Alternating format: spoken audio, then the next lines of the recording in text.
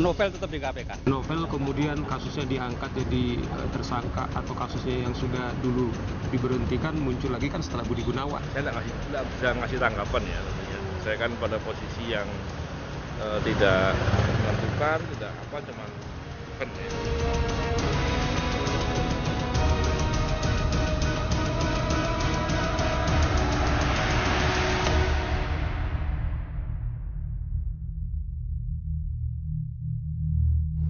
Nama Novel Baswedan barangkali melekat dengan pasang surut perjalanan Komisi Pemberantasan Korupsi atau KPK.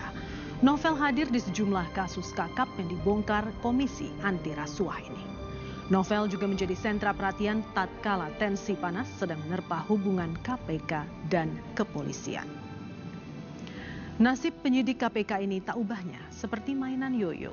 Tuduhan penganiayaan dalam kasus pencurian burung walet yang terjadi pada tahun 2004 selalu dimunculkan ketika tensi panas tadi muncul. Lalu bagaimana akhir perjalanan kasus Novel yang akan kadaluarsa pada tanggal 18 Februari 2016 ini? Dan mengapa pula muncul tawaran penghentian kasus Novel melalui barter jabatan? Berikut penelusuran tim Realitas.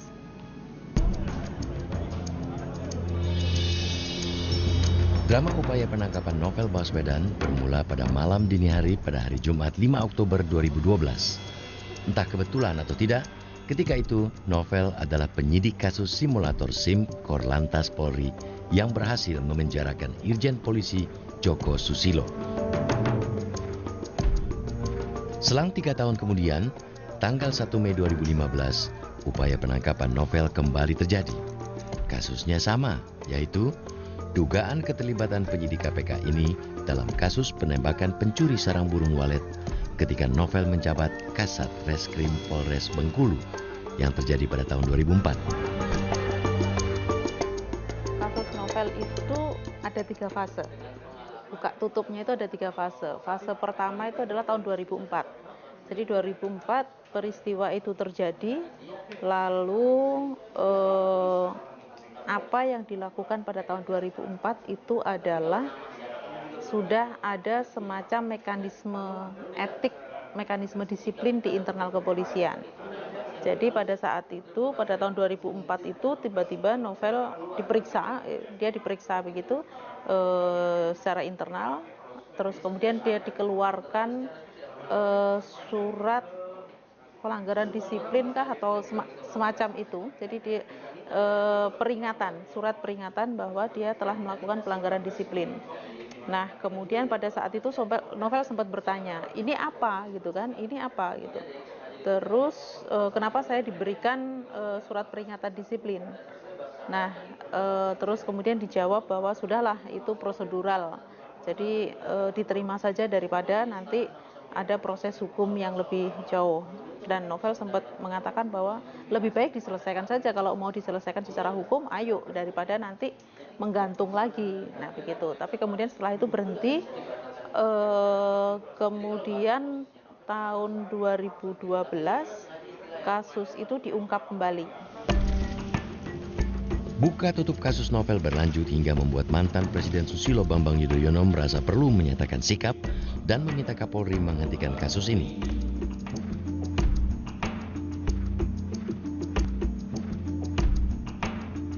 Putaran roda kasus Novel kini bergulir di Kejaksaan Agung pasca Bareskrim Polri melimpahkan kasus ini ke Kejaksaan bulan Desember 2015. Saking berlarutnya kasus ini, pada awal bulan Februari 2016 Presiden Joko Widodo sampai memanggil Jaksa Agung dan Kapolri untuk menjalankan perintah khusus. Presiden meminta kehadiran Pak Jaksa Agung dan Pak Kapolri. Jadi tadi itu ada beberapa pokok bahasan ya, yang dibahas. Intinya adalah Presiden ingin memperoleh laporan. Nah, apa kesimpulannya nanti, apakah dipenering, apakah berkaitan dengan SKP 2 atau itu nanti diserahkan kepada Jaksa Agung.